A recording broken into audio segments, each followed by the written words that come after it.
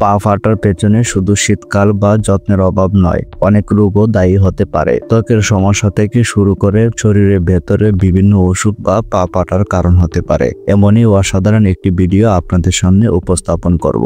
চলুন সহজভাবে জেনে নিই পা ফাটার প্রধান 7টি কারণসমূহ।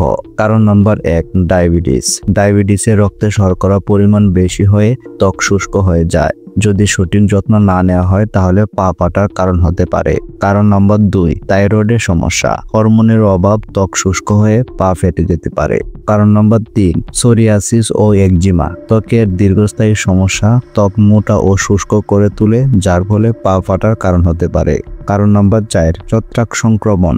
ফাঙ্গাল ইনফেকশন পায়ের ত্বক দুর্বল ও শুষ্ক করে তোলে, যার ফলে পা ফাটার কারণ হতে পারে। কারণ নাম্বার 5, পুষ্টির অভাব। ভিটামিন এ, সি, ই ও জিঙ্কের ঘাটতির কারণে ত্বক দুর্বল হয়ে পা ফেটে যেতে পারে। কারণ নাম্বার 6, নার্ভ ও রক্ত সঞ্চালনের সমস্যা।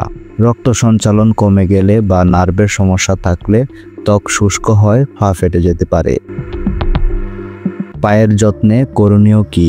1, ত্বক ময়শ্চারাইজ করুন। প্রতিদিন পায়ের ত্বক পরিষ্কার করে ভালো মানের ময়শ্চারাইজ ব্যবহার করুন। 2, পুষ্টিকর খাবার খান। সবুজ শাকসবজি, ফলমূল, ভিটামিন সমৃদ্ধ খাবার এবং প্রচুর পানি পান করুন। 3, রোগ শনাক্ত করুন।